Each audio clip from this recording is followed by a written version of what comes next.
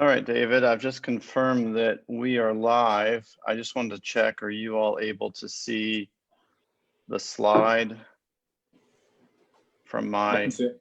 Yeah. all right. They're just placeholders, so I'm just gonna go through these as we go so that we can all kind of keep track of where we are on the agenda, but we'll still need to ask people to refer to their previously sent agendas. But you are good to call the meeting if you would like to, David. Okay, we'll go ahead and call the May 27th meeting of the Alexandria Transit Company Board of Directors to order. Thanks to everybody for being here this evening. This is to take the place of our June meeting and will be our last meeting before we go into the summer recess. We begin with public comment. Has anyone signed up in advance or asked to make comment? I'll ask Whitney or Caitlin to unmute themselves and let us know if there is anyone. Also, if anybody from the public is on the call, the comment, should they use the Q&A box? Yes, they can use the Q&A box on the, so we might just want to pause just a moment to make sure. We'll take a minute and see if anybody wants to make public comment. We had nobody who signed up in advance. That's right, yeah. Whitney is sending me a message saying that she's not seeing any comments. Oh, sorry. Okay. Oh, Kelly, did you have, were there any? No public comments, but I just wanted to say, because when I'm taking attendance, that I talked to Jeff a few minutes ago and he's going to be a couple of minutes late. Okay, thanks, Kelly. Great. Okay. So if there are no public comments, we'll go ahead and close the public comment portion of the meeting. We have minutes to approve, the May 6th regular meeting minutes. They were included in our board packet. Is there a motion to approve the minutes? So moved, Mr. Chairman. Moved by Carrie. Is there a second? Second. Thank you, Lisa. Any corrections? If not, all in favor, say aye. Aye. Any opposed? Abstentions? All right, motion passes. I just want to mention, we're going to go into the chairman's report. I want to thank Josh and his team. They loaned me an iPad, so I was having some technological challenges during the last meeting. I wasn't able to use Zoom. It's full functionality. I had to join through a browser, so I have a piece of equipment which is very new to me because I've never used Apple products, but I have gotten the hang of it, and so I hopefully this meeting will be able to go a little more smoothly in that regard. The only other, and I see that Jeff has just logged on. The only couple of things just to say in the chairman's report. One is, of course, since this is our last meeting of the year, in a very strange way, we've gathered for the last few months to thank all of you for your work this year and your participation in the board. This has continued to be an incredibly challenging year. We thought it was really going to be all about the ATV, and then this spring was about something else. And I think Dash has really risen to the occasion. We'll be talking more about Dash's response and how they will be beginning to ramp up, but always keeping safety at the forefront as we start to offer more service. I also want to note this has been a year of a lot of change on our board. I've been on the board 9 years. This has been the most turnover we've ever had. We had Meredith leave in the fall. We had Kerry announce that he's going to be leaving us soon. And we welcomed 4 new board members already, and we'll be talking about 2 more tonight. We have Lisa and Hillary who have joined us as the staff representatives, replacing Jan and Richard. And we have Larry and Jeff who have joined as well. And, you know, Kerry, I don't want to say a lot about you tonight because my hope is that in the fall we will be able to gather together and with you as well as Jan and Richard be able to thank you in person, hopefully not from too far a distance, but you have been great. And I appreciate also your flexibility to have stayed on the board through some of these few months that ended up being very important that we have people with your level of experience in the city, and you've been wonderful to work with. So depending on when our 2 new nominees that we'll discuss tonight are seated by council as stockholders, that will determine, Kerry, whether you'll join us in September or not. We don't have a date yet for that when council will take action, but since this is likely going to be your last meeting, I just want to take a moment just to thank you, but hope you'll come back so we can thank you in person.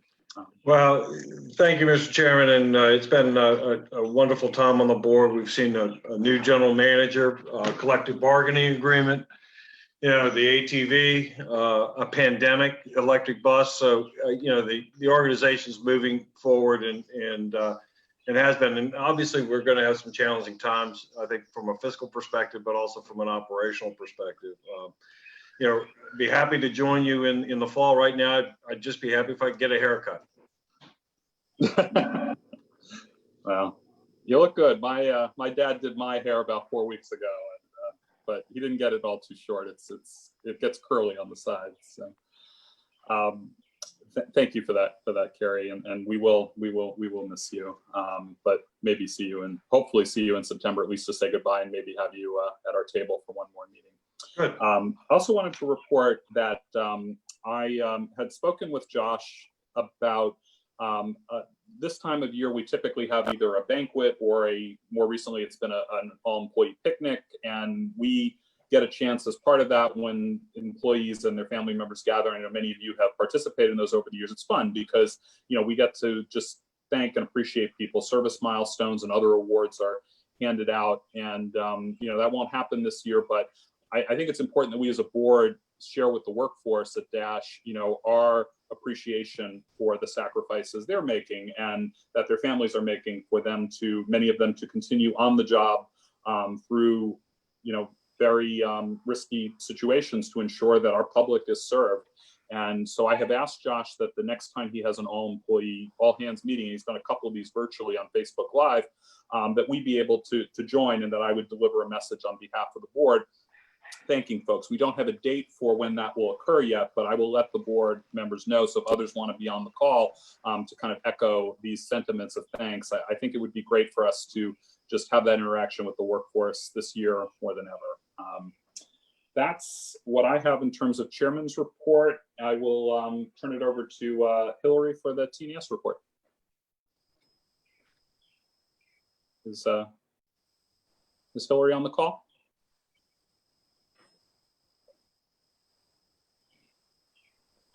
All right, can you guys Oh, hear? here she is. All right, thanks. Hi, good evening, everyone. So I did send you these earlier this week, but to go over a couple of highlights of things that have been going on related to Dash outside of all of the COVID stuff we've been dealing with. Just a highlight on the Potomac Yard Metro Rail Station. We have been proceeding with construction, and council supported the staff recommendation for the Southwest Enhanced Entrance.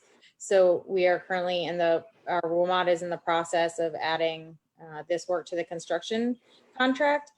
One of the things that is very new is that earlier this year, we received a request from Virginia Tech. They approached the city with a proposal to add VT to the station name. So it would be Potomac Yard VT. The city is currently reaching out to residents and businesses involved in the development of the Potomac Yard Metro Rail Station for feedback on this proposal. Staff, I believe, is starting that feedback this week. This will be shared with City Council as we ask City Council to consider and support the proposed name change.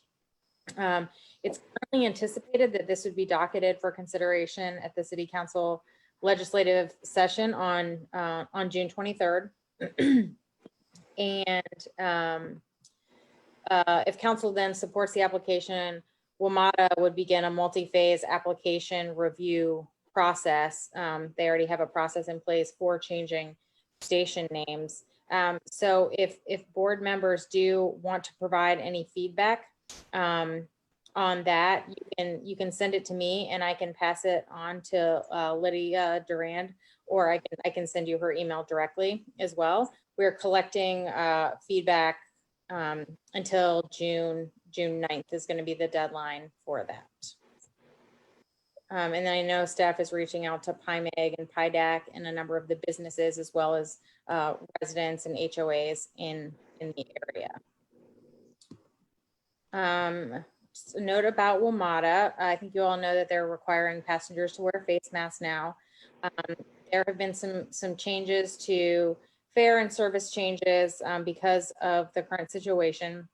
WMATA has actually experienced a decrease in ridership of 90% on Metro Rail and 78% on Metrobus. So they have been right sizing their services to accommodate for this lack of demand, saving about $20 million.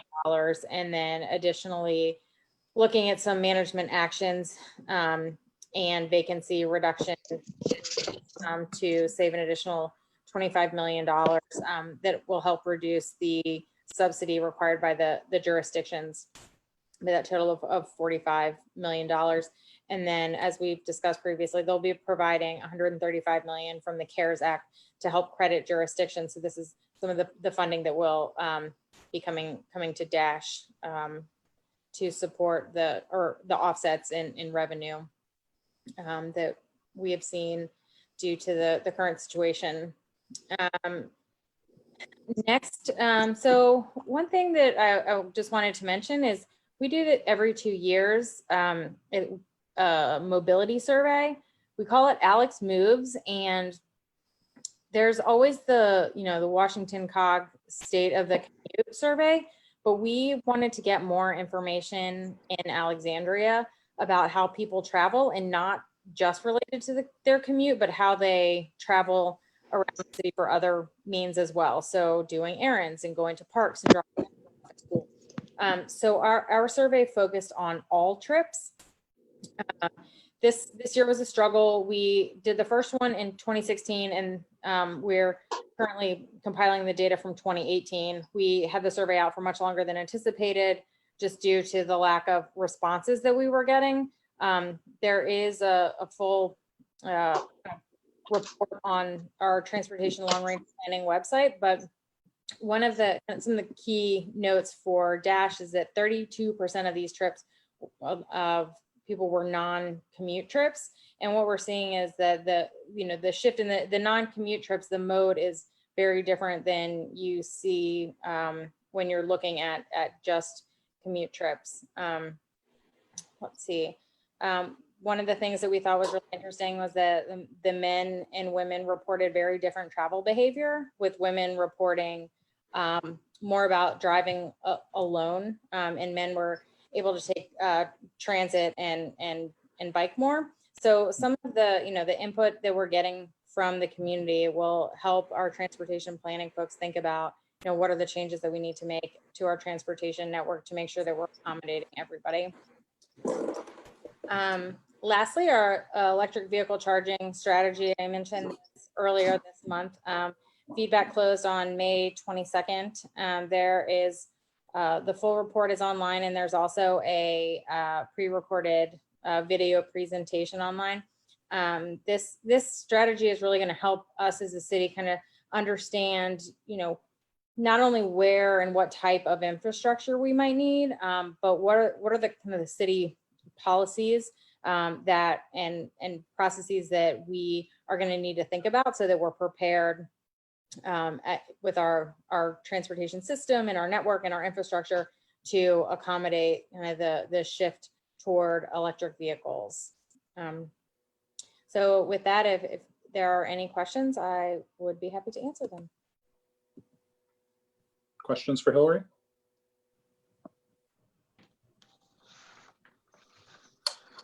Well, I guess I'll ask one about the travel pattern survey that you did. And you mentioned that it sounded like it was difficult to get people to respond.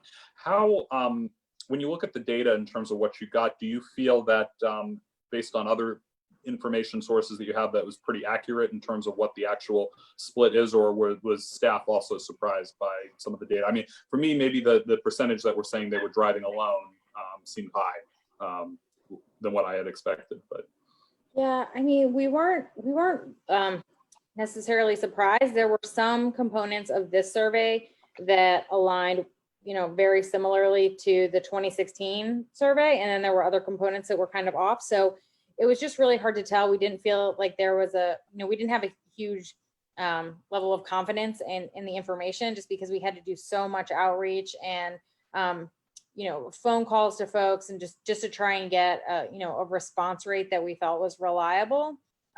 So there's that component of it, but there was a lot of kind of information in there that are things that we kind of thought were happening around the city. And generally we kind of assumed, and then some of the data seemed to correspond to that. But it was just kind of, it was a tough year because it had such a hard time getting representative feedback from the community. And that's really one of the reasons why we initiated this survey in 2016, is because we wanted to make sure we had a statistically significant sample to understand really how people are traveling in our community, because a lot of the information and feedback we get is not necessarily representative of our entire community. Thank you. Anybody else? Philip, we have a question on the to piggyback on that survey. Last year we had the WMATA anomaly. In the previous surveys, were there any similar issues that took place that were noted on the survey? No, That could have and this was done, before the WMATA Platform Improvement Project. So there was nothing significant to really that we felt would have changed travel patterns. Okay. All right, anybody else? Okay, thank you, Hillary. We're going to move on to reports and recommendation of the board nomination committee. And so this was an effort by Jeff, Hillary, and Jim to interview and select the board members who will join us. We have 2 additional seats that were given to us by City Council in February. These were meant to be temporary seats, so we'll go up to 11, but then in most likely when the next 2 citizen vacancies, we won't fill them, although there could be a reason that we might fill a vacancy. For example, if we were to lose all of our transportation experts, Steve and Jeff, both at once, for example, we would need to find somebody who had transportation expertise, and we would likely go ahead and recruit for that seat. But I think the intention was that we address some of the diversity and underrepresentation issues, and then hope that then we can also get the board back to 9. And this is primarily for members of the public who are watching tonight, just to give you a sense of what we're doing tonight and then what's going to happen from here. And then I'll turn it over to the committee. The committee has reviewed the applications, selected candidates to interview. There were 5 candidates that were not selected for an interview and 4 that were. We have notified the 5 that were not selected for an interview, so they know that where they stand in the process. The 4 that were interviewed were told that at tonight's meeting, we would hear the committee's recommendation and then vote on whether to support that. If we do, at that point, those 2 selectees will become nominees to the board. And then they will go before City Council, who are the stockholders of the corporation. We're very different because we're a corporate entity from every other board and commission in the city. So the city will get the names of the 2 nominees, and they will vote up and down on those nominees only as to whether to seat them at some time, likely at a council meeting in June or July. And then at that point, those 2 members will join our board and will be able to participate fully, and we'll get them up to speed. So that's kind of the process from here on in. Jeff sent around a report this morning of the nominating committee, kind of outlining their process, and I appreciate you doing that. I'll turn it over to the 3 of you, and if Jeff wants to run it, or if the 3 of you want to kind of piggyback off each other, however you want to handle presenting this. I think we nominated Jeff, didn't we, Jeff, to be the lead This de facto. on this? Yeah, like you can. Hillary and I can fill in, can add the icing on your cake. Go for it. Okay. So good afternoon, everybody. Excuse me. Good evening. So this was we had a really good candidate pool, a really good diverse candidate pool. It wasn't about the quality of candidates. All the candidates had great qualifications. This was more about what we thought we needed as a board to round out our skill set. So one of the candidates, she's a leader in the industry as far as transportation policy, She's leading the Vision Zero effort in DC right now. And she has a broad multimodal experience. So for folks like myself who may specialize in rail and bus, she has no specialty. She can go from scooters to bikes, et cetera. So we think very highly of that candidate. And the additional candidate, she had a background in government relations, community relations. She helped us see things that we didn't necessarily see as far as how we could reach out to the community to get feedback from riders and grow our ridership. So those were the two candidates that we ultimately selected. I could let Jim or Hillary chime in.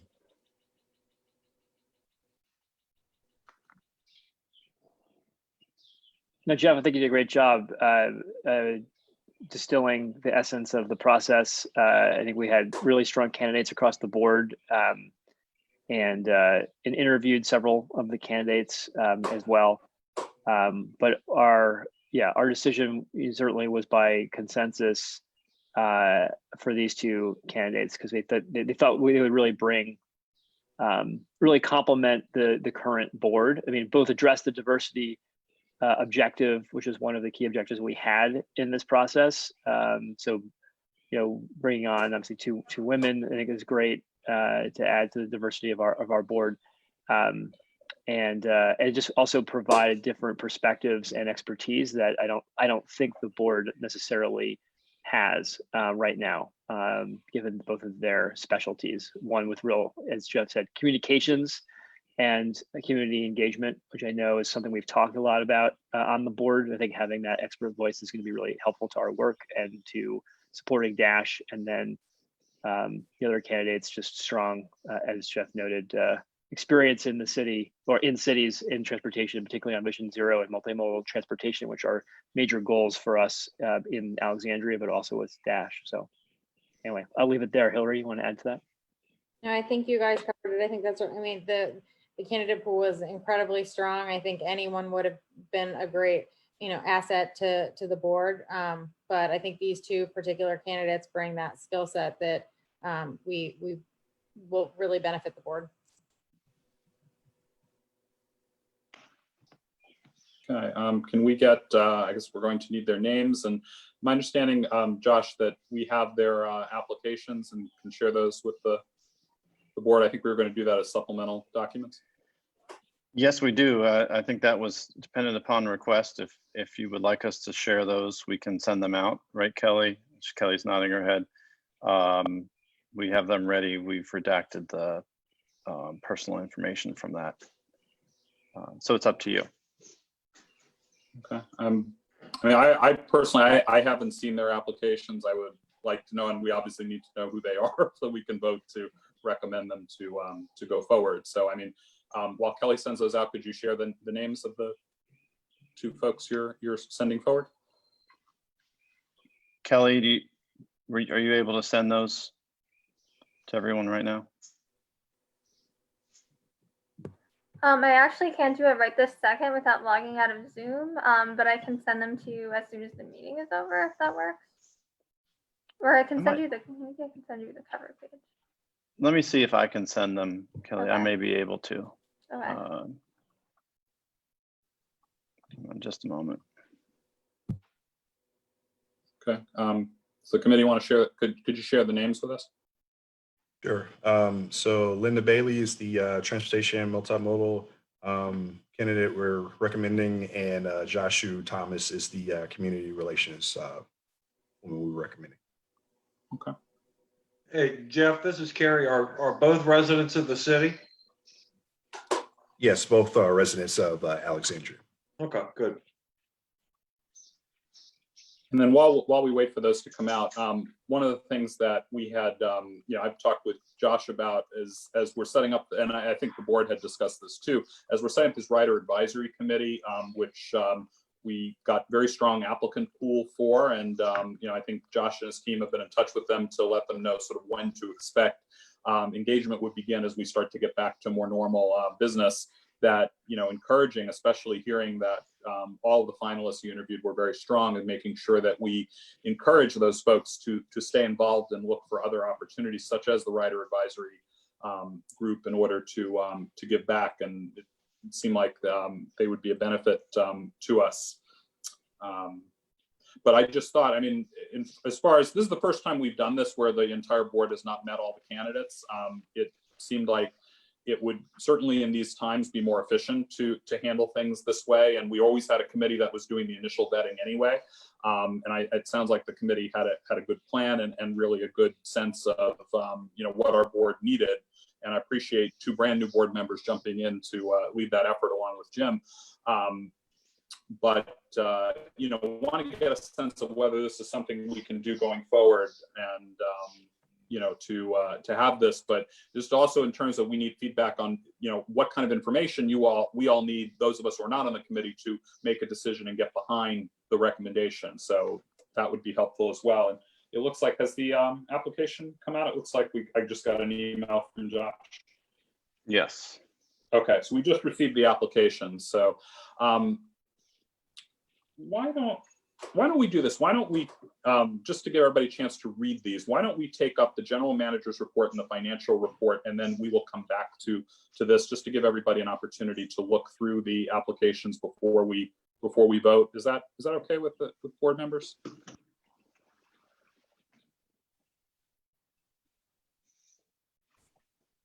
I'm not hearing any feedback. That's fine. Okay. Yes.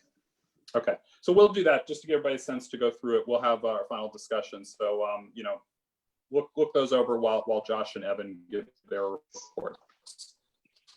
And before we do that, if any others, we do have an opportunity for others to make announcements as well. So if there are committees or task forces you're on that need to come forward to the board, please feel free to do that at this time. Okay, if not, we'll go ahead and have Josh start his report. Thank you, Mr. Chairman. Give me just a moment while one of the downsides of holding a meeting like this on Zoom is that you have 14 different windows open, and you got to figure out where the one is that you're working from. So my report starts on the board packet, page 6. And the focus of my report is just simply to provide you all with an update on the response to the COVID-19 crisis and our phased plan for restoration of operations. The team has worked very hard at DASH to develop this DROP, as they call it, DASH Restoration of Operations Playbook. And this is the document which we are utilizing and have also shared with key stakeholders in the city to help everyone understand how DASH will restore the service within our facility, as well as how we're going to continue to ensure that everyone is adequately protected. I mean, I think the main key here is that we understand that public health officials are working to reopen. They are advising that it is safe to move into phase 1. And I would just say that we are maintaining the most cautious approach that we possibly can. And the message that I've shared with the team, and we've all been in agreement on, is that even though those restrictions are being lifted in the Northern Virginia region now as of the 29th, we need to be prepared for both the effects of that, of more people moving around, but we also need to be prepared of the effects of that are of people moving on, which is the spread, the potential spread, potential increase, potential second wave, these kinds of concerns that have widely been shared by public health officials. So our approach, I think, is conservative. And I think that we have been a leader all along throughout this in regards to our industry in making sure that we adopt procedures and policies that serve to protect our ridership, serve to protect our workforce, and serve to mitigate the spread of the virus. So just quite simply put, there isn't a full attachment to the board packet, which was sent as a separate document. But we summarized it here for you on this page. And essentially we have 3 phases, with phase 1 going into effect Monday, June 1st. Now, a number of the things that we're doing in phase 1, we're already doing. Things like temperature and wellness checkpoints, not allowing visitors, requiring masks. By the way, this is now reinforced by the governor's orders in regards to use of masks. And we're continuing to promote telework to the maximum capability. So essentially phase 1 just allows for more people to come in to do critical functions and things that they have otherwise not been able to get to yet, but they will still be operating under the same sort of precautions that we've been doing all along. So if they don't need to be there, we don't want them there. Phase 2 sort of begins to bring more people into the facility and allows a limited number of visitors, pre-planned vendors, and we continue to not host any large gatherings or events, but we will allow meetings of smaller nature in larger rooms. The team has both established capacity requirements of the rooms. There have been signs put up within the facility, doors that have been propped open in order to minimize touch points. Markings have been put on the floors to delineate spaces and delineate distance from others, as well as what the appropriate distance is for the furniture. For example, in the driver's break room, for example, they often gather there prior to and after their shifts. Well, the team has marked out where the furniture should be in that room to maintain proper social distancing. So ultimately, phase 3 then kind of shifts to a more widespread restoration of operations within the facility. Certain people may in fact still telework at this point, but in a lesser fashion. And we would certainly then at that point be able to allow larger gatherings and meetings. To be completely frank, I don't think that we're going to hit phase 3 for a long time. But these phases can be moved in and out of as needed, or we can drop down back out of this plan if we see, that there's a huge spike and restrictive orders are put back in place, which a lot of people have said is a potential with things. We're prepared to do that. In addition to how the facility is to operate, we also now have a service addendum that has been put in place with this plan. This also includes phases, stabilization, managed restoration, and recovery. And the reality here, the big picture piece of this is much like we've heard from WMATA, and I think Paul Wiedefeld and I have agreed very much on this, that we're unlikely to see services back to what they were pre-COVID and ridership back to what they were pre-COVID until well after a vaccine is in place.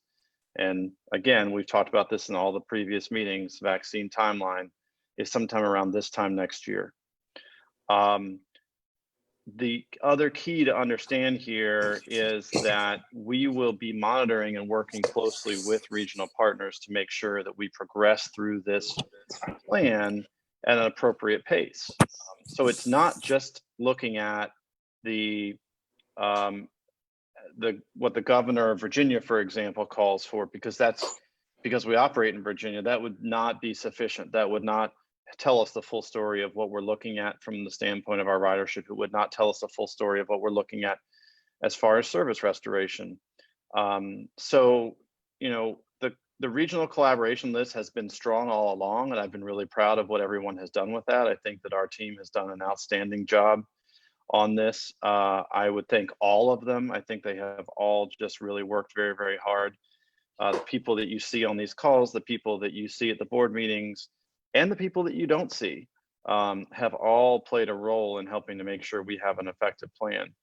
But I think that in the end, it's really going to be something that we have to make decisions on, again, regionally, considering the recommendations of federal and state officials, but also recognizing that the needs of Alexandria may be very much different, may be very unique. They may have a different situation.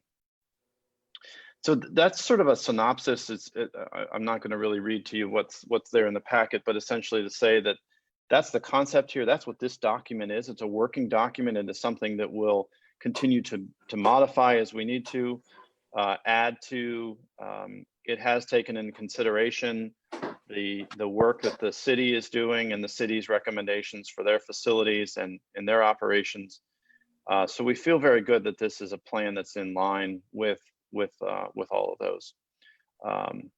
So I would certainly welcome any questions from you all. The two key players that have worked very hard on this is Stephanie Salzone, who is our safety and security manager. She has been the lead ever since the day that we heard about COVID on this response, but Martin Barna on the service plan side has been very actively working on this. And I'm sure he can also speak to any details. If any of you have any questions, I would welcome them. So Josh, this is Ian. Yes. Okay, so I truly appreciate the different phases, the detail that was expressed in the detail.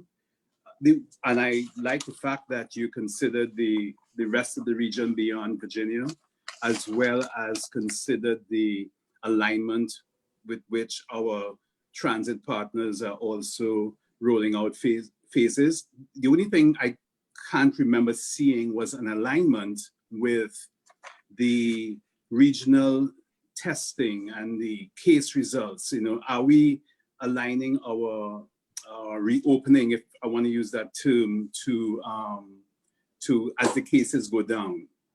Unless I missed that. So largely our plan's movement is influenced most heavily by Virginia's move into their phases, right? So they have multiple phases, which is based on those trends. Specifically the testing functions being a key to our movement is a component, but I don't think it is something that causes us to be able to move to a different phase or inhibits us from being able to move to a different phase. I'm not sure if that answers your question, and I would certainly welcome Stephanie, I think is on here. She may be muted at the moment, but my challenge with that is returning to a full phase 2 or 3 when the resolution, beyond Alexandria is not there. Right. So Stephanie is unmuted and on now. Do you want to elaborate at all, since you've worked very hard on that component of this plan, Stephanie? Sure. And I think it's a great question. Testing has definitely been really looked at, especially in this area. It is still, it can be sparse at times, and I have spoken with, the Alexandria Health Department, also the Virginia Department of Health, as to how we can help get testing for our essential employees. So I'm still working that avenue, but I will say I have spoken with the team, and Mr. Baker alluded to it, that we can move back and forth between phases fairly easily the way we've done this. And we did agree that if any point we see an increase in cases internally, or if we see community spread in Alexandria, that we can drop back a phase, we can increase the temperature and wellness checkpoints, bring that into phase 2. As to right now, that's not in phase 2, but we could bring that into there. So testing is certainly a consideration, as well as how the community is being impacted by that.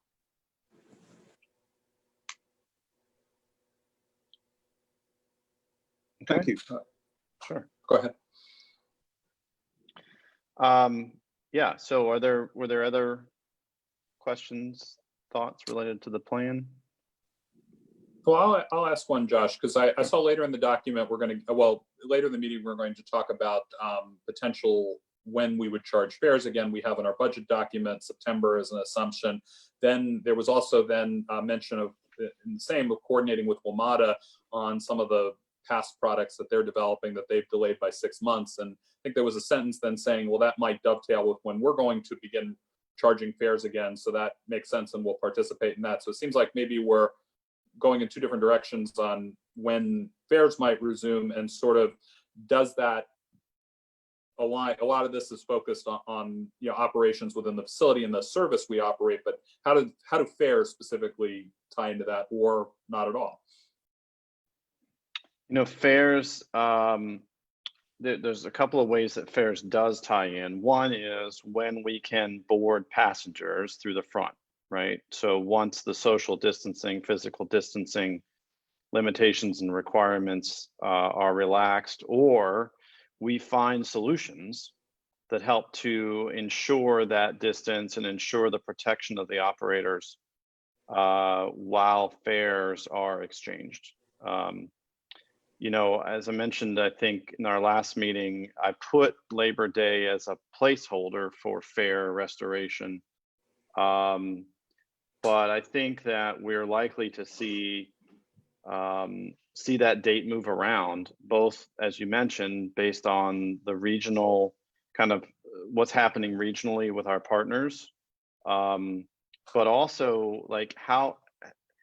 I think the question that's hard to answer at this point, and the reason we've kind of given that extended date to figure that out, is how do we mitigate the issues that come along with fares because of the nature of the contact, the nature of money being put into the machine, the nature of having to empty the money, the interactions with the operator at close proximity, and those kinds of things. So, it doesn't come into play. Fare collection doesn't come into play in regards to the phases of reopening the Dash facility. That's for sure.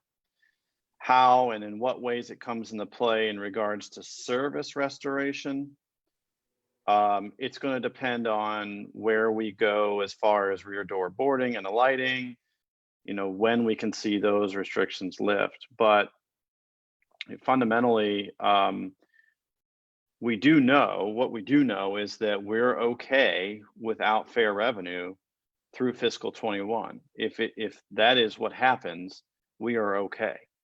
So I'm not sure how well that answers your question, but I think that's a sort of moves in a different way.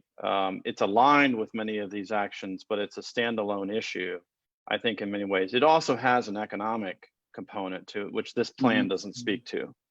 So the socioeconomic effects of not having fares, the ability to potentially rebuild the economy at a better rate, the opportunity for low income and disadvantaged individuals who have really been most heavily affected by this pandemic.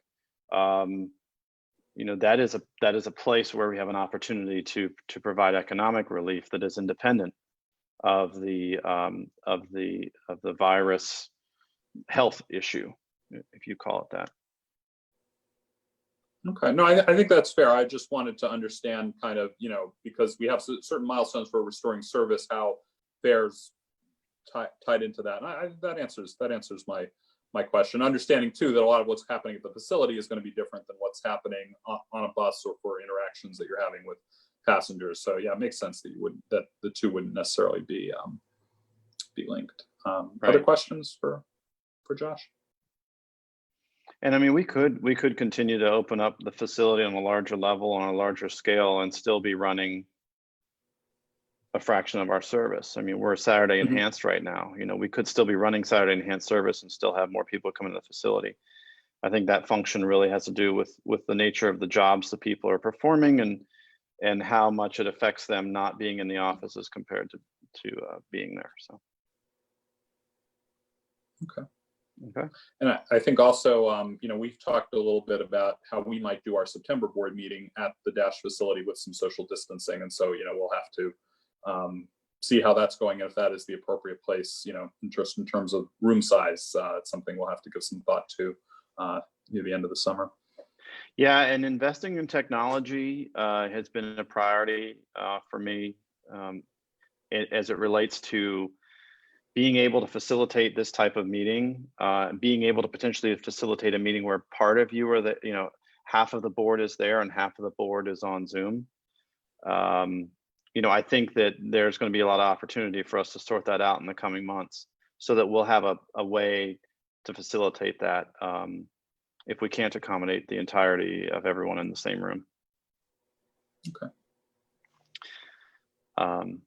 So that's really the extent of my report. The items here on page 7 are just give you a context of the ridership, how it's trending compared to the previous fiscal year. And what we're really watching is that number on the lower bars, the red bars there, that's been trending slightly up. You can see that as of May 10th, we're at 15,000 boardings, total weekly ridership. So the planning team, and I know Martin has been keeping a very close eye on this, and that's why we've moved to the Saturday service level. I have great confidence that everyone is paying close attention to this, and we're going to really be prepared as possible for the first week after the quote reopening. I'll be honest with you, what keeps me up at night is us having overloaded buses. When this whole thing lifts, because that will be a really hard thing to deal with, and I know that our team has been working really hard to make sure we don't end up in that situation and we're prepared for it. So, and of course I'd be remiss without acknowledging just how much it has meant for us and for everyone, as you alluded to earlier in the meeting, David. There at the bottom of page 7, there are some photographs of some banners that our team has put together. Our marketing team, credit to our in-house team that has worked to pull these together and to hang these as a small token to show just how much it means that our frontline staff have been out there. And if you happen to go by Landmark Mall, take a look at the underpass there, and you will see a banner as well. So, Hey, Josh. Yes. I don't normally comment on things that are obvious, but those banners are really inspirational and really compliments to the team that put that together. Thank you. They're on this call, so they will have heard you directly. It means an awful lot when you folks do say something, because there's a lot of work that goes into these. So thank you, Ian. Josh, can I ask you a quick question? Sure. And it's something I've been concerned with on the buses and on Metro, and that is sort of the conflict between less frequency, more spacing needs. Is there a sliding scale you can use? Because at some point it's a chicken or an egg, and I think we've got to be the impetus by either increasing frequencies so there are less crowded buses, because I get your concern that keeps you up at night. How do you deal with that? Like, what breaks that chain?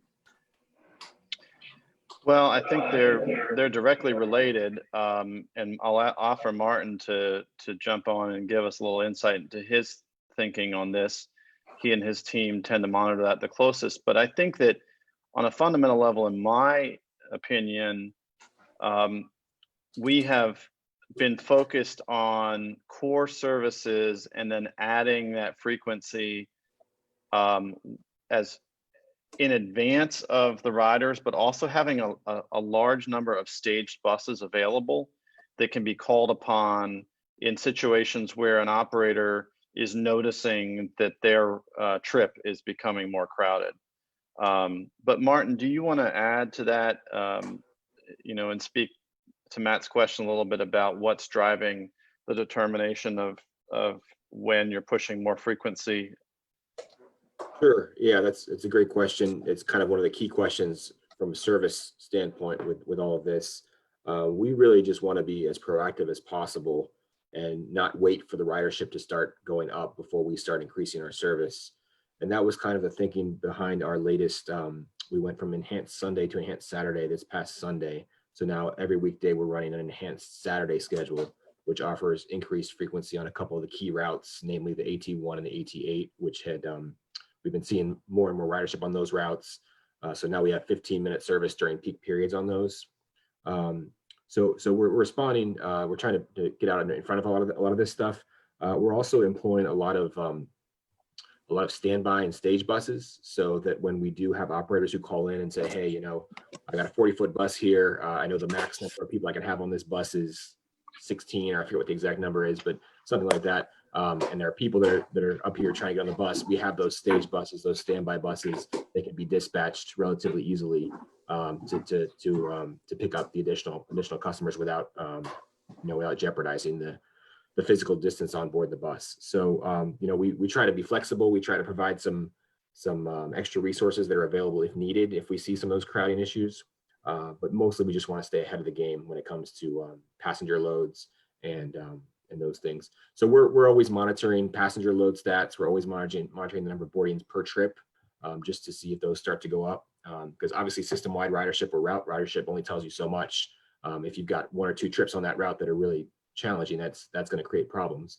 So we're looking at kind of the granular details of the trip by trip to make sure that we have the appropriate service levels scheduled, or maybe we have the additional resources in the form of the standby buses.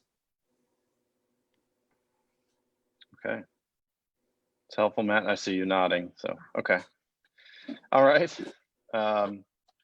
So we'll continue to do that. We'll continue to keep an eye on these things and the scale appropriately. We'll just all keep our fingers crossed that the general public recognizes that even though we're in phase 1, there's still a lot of issues with moving around for non-essential trips. So we're going to continue our messaging to be taking only essential trips on Dash.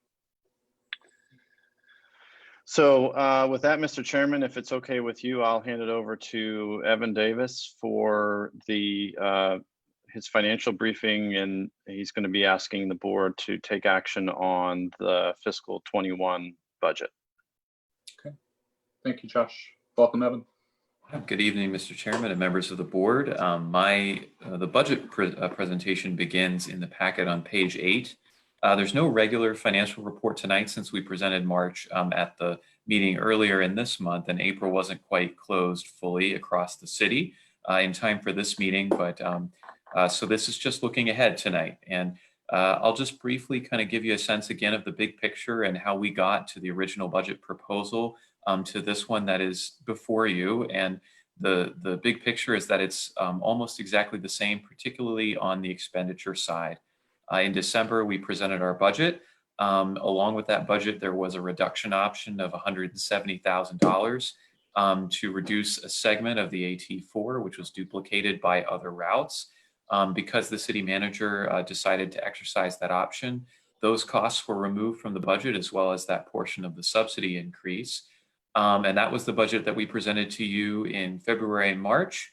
And then, of course, this pandemic happened. And all the changes since then are just on the revenue side. So the expenditure side is exactly the same. As you know, what's happening on the revenue side of the budget is that we're projecting some pretty significant revenue gaps of about $2.9 million. $400,000 of that is the city reducing our subsidy as they are reducing departmental budgets across, here and there, and the CIP is particularly because of the reduction in tax revenue. There's about $2.1 million in passenger revenue that we have reduced from the budget due to our forecast, which again is assuming about 50% of the ridership we otherwise would have expected beginning in September, assuming that we reinstate fares in September, and then gradually and slowly rising to an estimate of about 85% of revenue ridership in June. I'll stop there just to remind everyone the great thing about the CARES Act funding that we're receiving through WMATA is that it's flexible. We're anticipating we're going to need about 2.9 million of it in fiscal 21, but should the revenue situation be different, should we receive less revenue, we can bring in more of the CARES Act funding to fill that gap. And the total amount of CARES Act funding that we have is just over $6 million. And there's no formal expiration on that at this point. So, we'll use what we need to use in fiscal 21, and whatever's left over will be carried forward to support transit uses in the city and to make sure that we're not having to reduce transit service or transit jobs, which was the purpose of the funding and the legislation. The final piece of the revenue gap is just we're taking a very conservative approach to to forecasting the revenue we receive from the Defense Department contract associated with the AT2X Mark Center Express route. We're already in talks with them about restoring that full service in the foreseeable future. And should we do that and should we maintain it, that gap will be much smaller, but we wanted to go ahead and make sure that we forecasted it conservatively, not knowing exactly what's going to happen. So that's really the big picture. This budget, because of the CARES Act and because of the great work across the region, and particularly with our partners at WMATA, has allowed us to avert any non-planned service cuts or reductions in workforce, to maintain the proposed budget, to sustain no fares if necessary for the entire fiscal year, as Josh was discussing earlier, and to make sure that we incorporate all of the enhanced cleaning and sanitizing procedures and equipment purchases that we may have to ensure that our fleet and our service is safe throughout the fiscal year. So I think we're just very fortunate to be in this position. And that's the budget. So really happy to entertain any questions that you have. Mr. Chairman? Barry? Evan, thank you for the presentation. And there probably isn't a whole lot of discussion we can have about the sort of the nuts and bolts of this, because, quite frankly, there isn't a whole lot to discuss given the revenue side of the equation and the fact that we have the CARES Act that sort of keeps us whole. My question, though, is we've heard discussion at our last meeting and now this meeting about the funds that flowed to WMATA and thus are now flowing through WMATA to us. Has that arrangement or that revenue share been memorialized either through direct contractual agreement with WMATA or through NBTA or NBTC? Great question. So the board of WMATA's board has approved the allocation, which is being distributed to the jurisdictions via a subsidy credit on the first quarter subsidy payment. So the board has committed itself to that allocation and to taking that action. So and it's going to be showing up all at once the first quarter of fiscal 21 on or about July 1st. And Lisa may have even more insight on how that works on the city's side of it, but we're anticipating to realize that shortly. So the credit would come, a lump sum credit, $6 million comes in the first quarter? That's correct. Okay. Well, that gives me a fair amount of reassurance, because well, it's no secret that WMATA's had its share of budget problems and challenges over the years, and I'd hate to see us get down the road and there's another crisis and all of a sudden there's a reneging on some of the dollars, and so getting it all up front is not only reassuring to Dash, but I'm sure all the participating jurisdictions as part of this revenue share. Absolutely. That, and I'm glad you lost your tie. Had you in mind. When was the last time you wore a tie, by the way? Last meeting. It's been a whole month? That's right. Good for you. Evan, just one question on the DoD service restoration. So you indicate you've been in touch with them about restoring that service. Have they suggested at what point in terms of percentage of their workforce coming back they want to see before that service resumes? So the way that we have it worked out with them is it's tied to their health protection condition levels that they have set for these facilities. Martin, you may know the exact level at which we restore service. I believe it's C or B? It's Bravo B. Currently they're at C. A is normal conditions. D is, the worst. So we're at C right now. Once it gets back to B, then we would reestablish some level of AT2X service, if not the full level. But they're currently at C. We have calls with them every Monday to see if there's any inclination that they're going to be changing that. But right now it sounds like they're staying on C for the time being.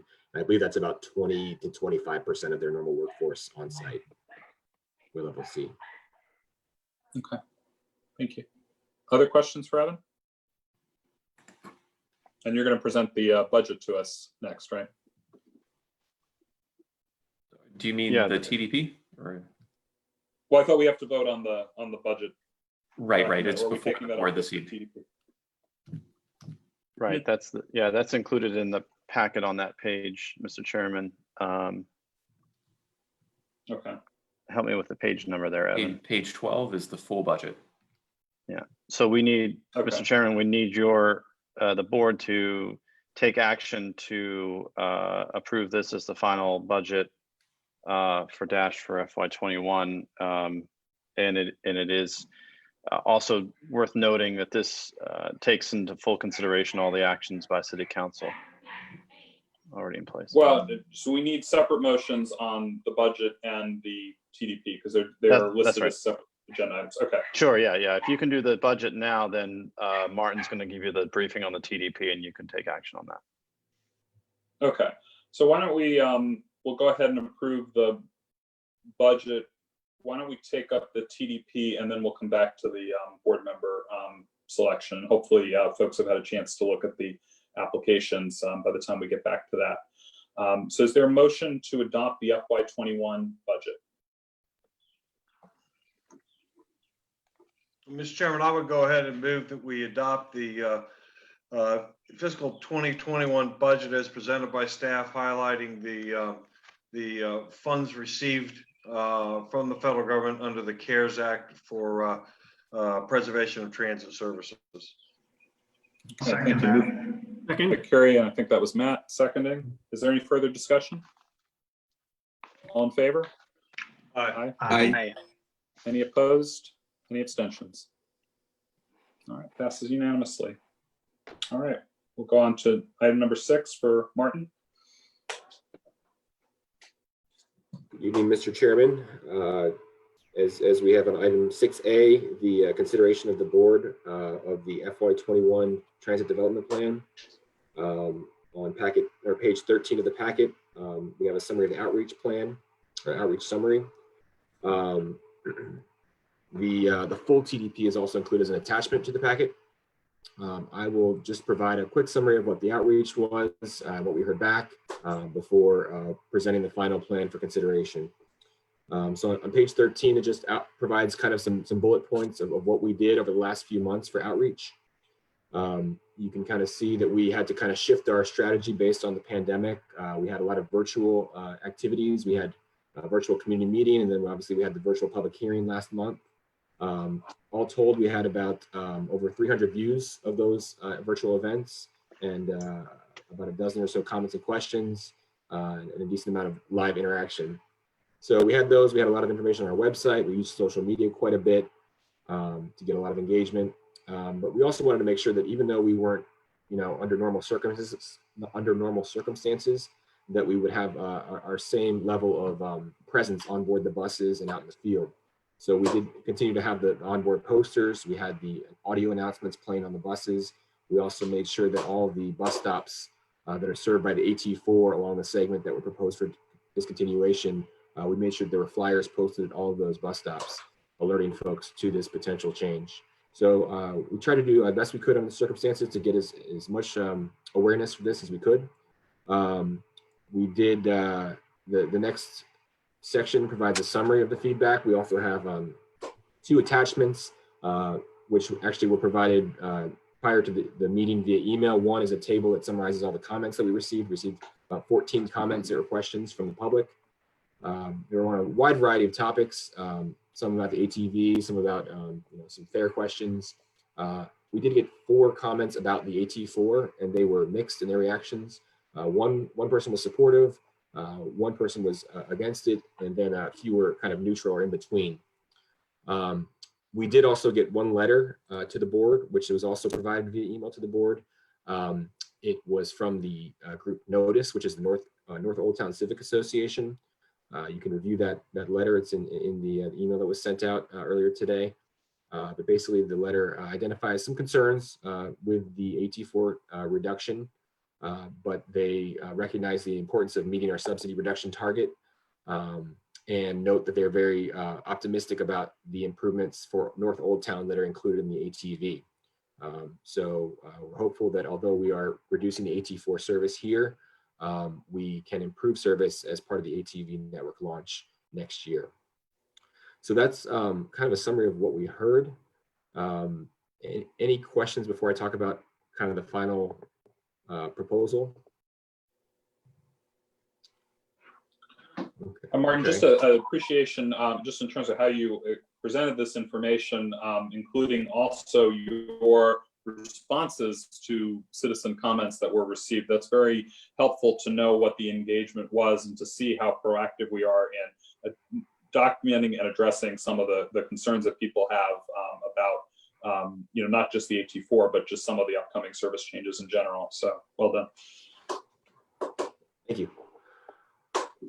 So based on that feedback that we received, we are making a recommendation to proceed with the TDP as proposed, to include the proposal to reduce service on the AT4 implemented in the fall. We feel that that is a good way to meet the subsidy reduction target. We are concerned about the impact. There is a passenger impact, but we feel that we have the AT8 in place and that we'll be able to do some scheduling things that will reduce the impact to those passengers that are affected by that.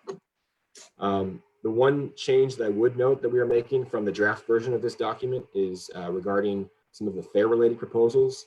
As Hillary mentioned in her update, WMATA has delayed by 6 months a couple of the fare changes that they were planning to implement for FY21, including the increase in our transfer discount between Dash and Metro Rail. Currently, the discount is 50 cents. That would be increased to $1. And then there's also some joint fare products that they are looking to add to their offerings, and we would be allowing those to be accepted on Dash buses. So those are two changes that would under this proposed document would be delayed by 6 months. In concert with the WMATA and their decisions, we would assume that those changes will be made for Dash at the same time that they're implemented for WMATA or thereabout.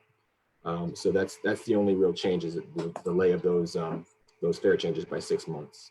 So with that, happy to take any questions. Questions for Martin?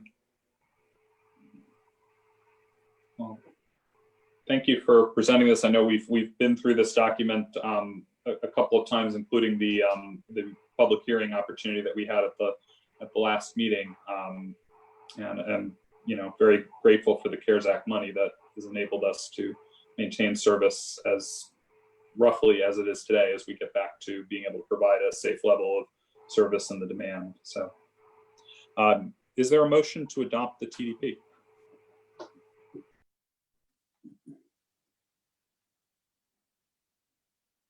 I'll Mr. move to Chairman, I move that we adopt, adopt the PDP plan as presented by staff. I'll second it.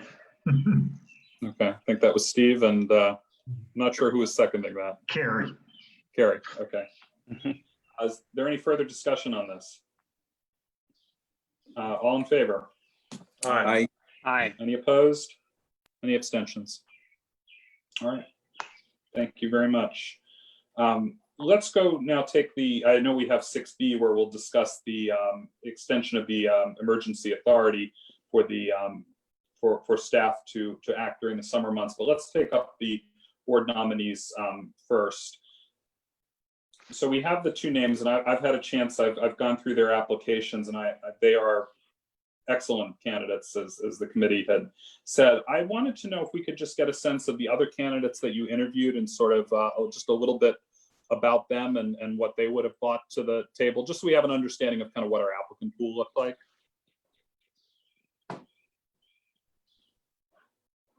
Sure. So one candidate, she had a lot of industry trade experience. She was really well. She actually operates the, I think it's called the Commuter Rail Coalition. So she was also a really strong candidate.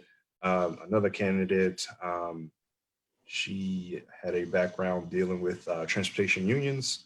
And so we felt like, we had the union experience covered, and also we felt the higher need with the community relations as opposed to commuter rail associations, et cetera. I'll let Jim or Hillary. Yeah, we also had one candidate who represented persons with disabilities, and so she was also a very, very strong.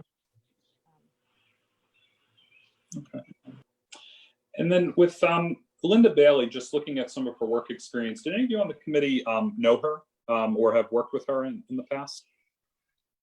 Yes, I worked with her years and years ago.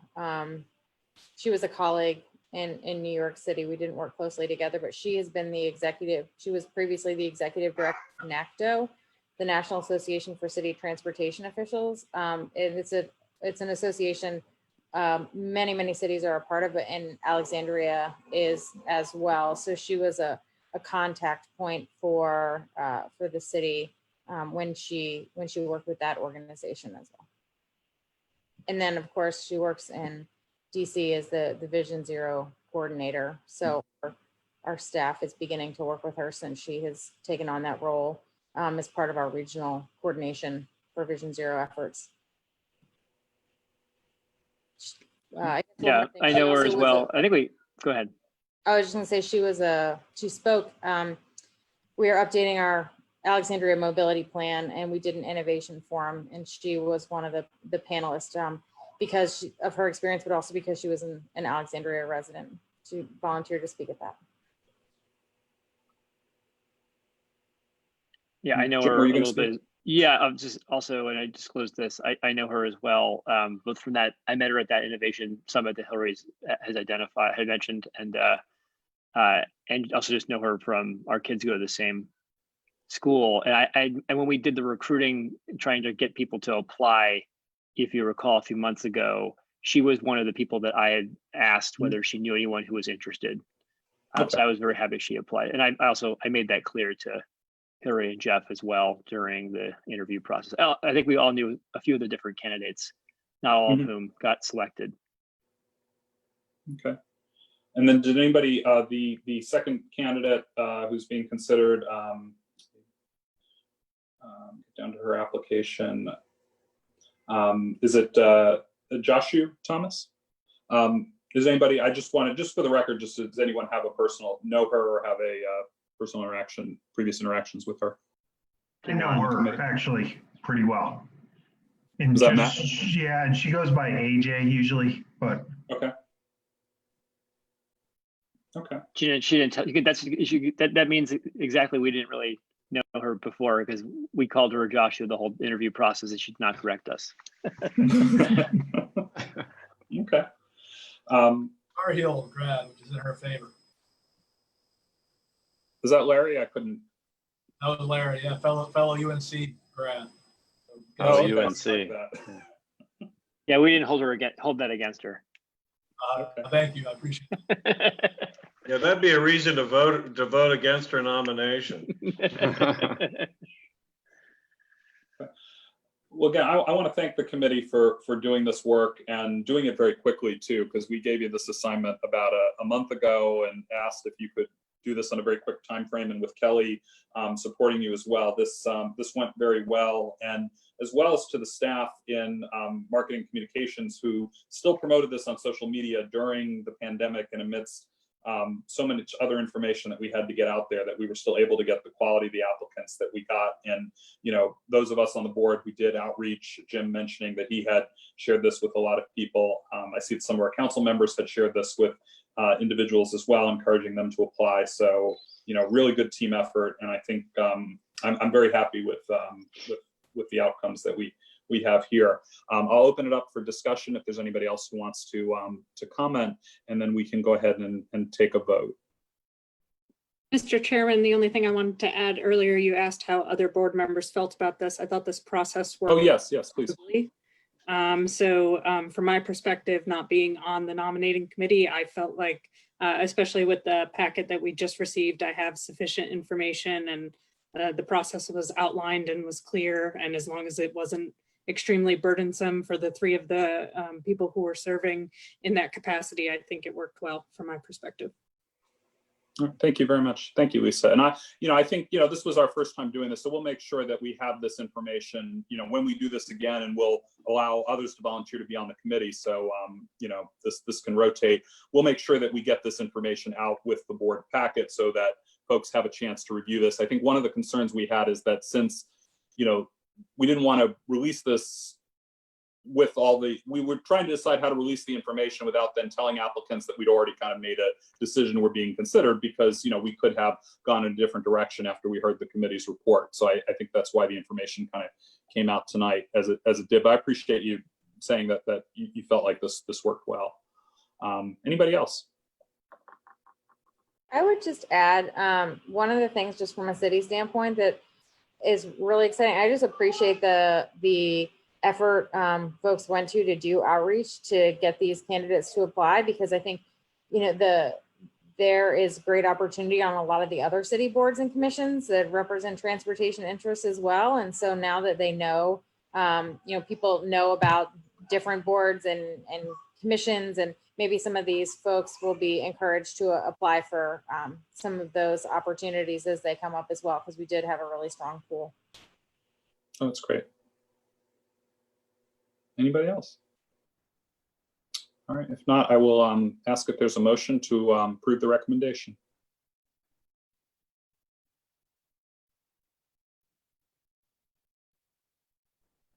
Does anybody want to make a motion? Sure. Come on, Matt, do it. We can't do it as a member of the committee. Come on. Go for I'll it. move that you accept the nomination brought forth by the committee to approve the 2 new members on our board.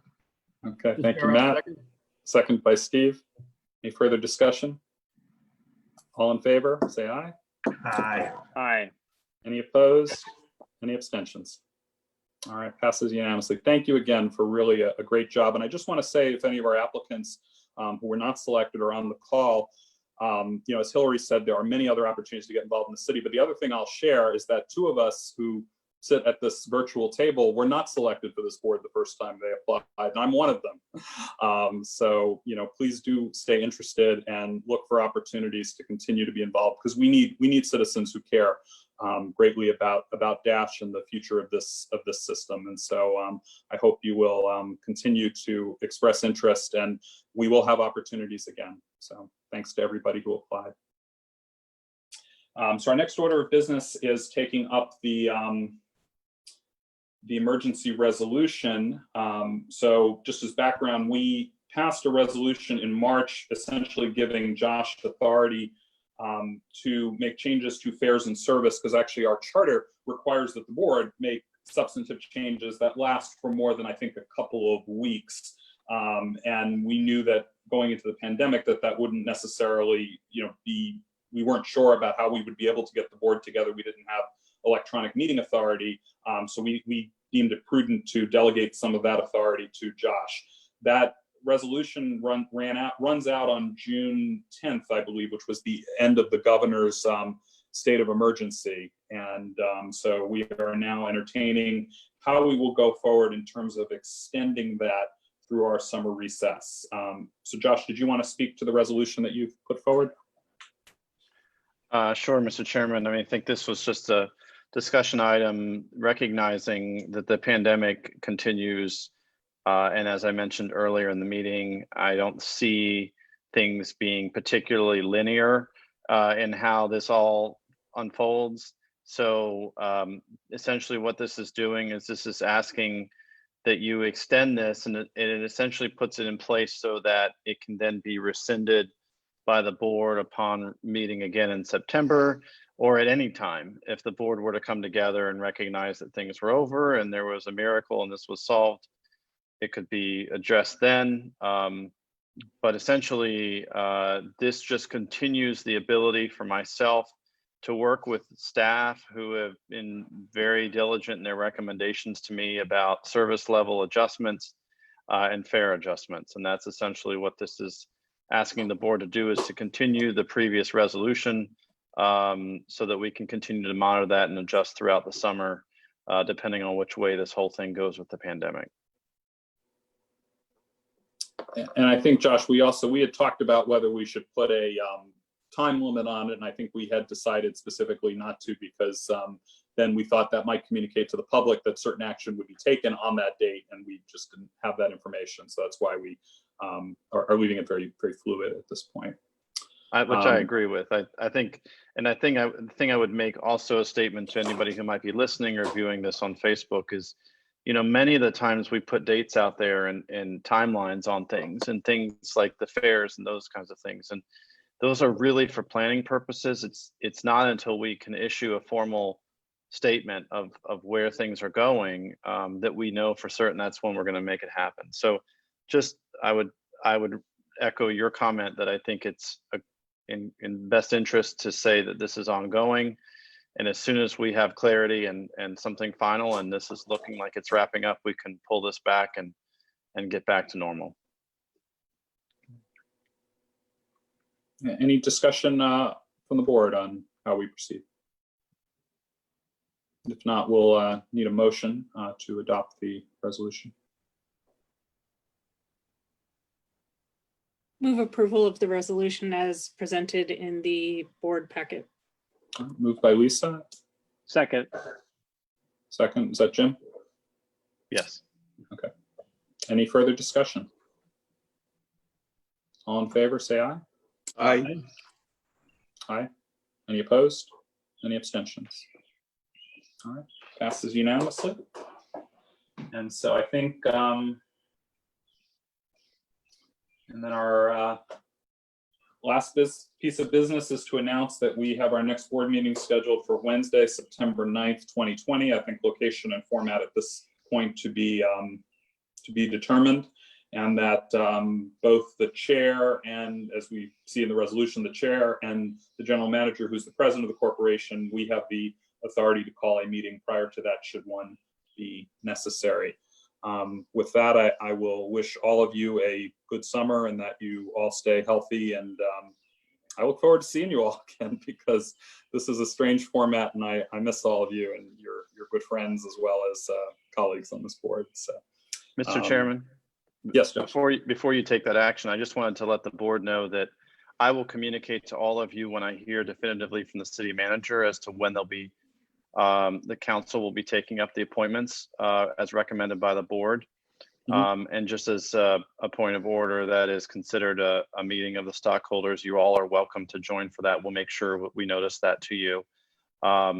If I don't know how they're going to take it up, we may not be able to go in person. I don't know how they're going to handle that, but the city manager has confirmed that he's endeavoring to have that happen in June. And then once that process is in place, I will work with the 2 new board members to onboard them over the course of the summer so that they are ready to go and seated at the September meeting. So they are not left out there in left field wondering where it's all going. Great. So I just want to let you all know that. Thank you. I know you all have been, you and Kelly have been trying to nail a date down with the city manager. We're hoping to have it to announce tonight, but it sounds like it's coming, and that's great. Is there any further comment before we entertain a motion to adjourn? Is there a motion to adjourn? Who was that? I'll move, Mr. Chair. I was just going to wish Josh and the staff well for the summer. Yes. Oh, hey, I'm the host again now. Yeah, and I do hope, and as I said earlier, that next time they have one of those all-employee virtual meetings, that I hope that we can have some participation in that, and I certainly will share that with the whole board. So if others want to be on the call to, just express their appreciation too, we'll make sure we can accommodate that. So there may be an opportunity for some of us to gather in the summer as well as at the stockholder meeting. But there was a motion to adjourn. Was that Carrie who made that? Sure. Second? Second. Second by Ian. All in favor? Aye. Aye. All right, meeting adjourned. Thank you. Stay Thank you safe, all. everyone. Thanks, David. Take care. You too. Thank you. Thanks, Jim. We'll see you all soon. Bye-bye.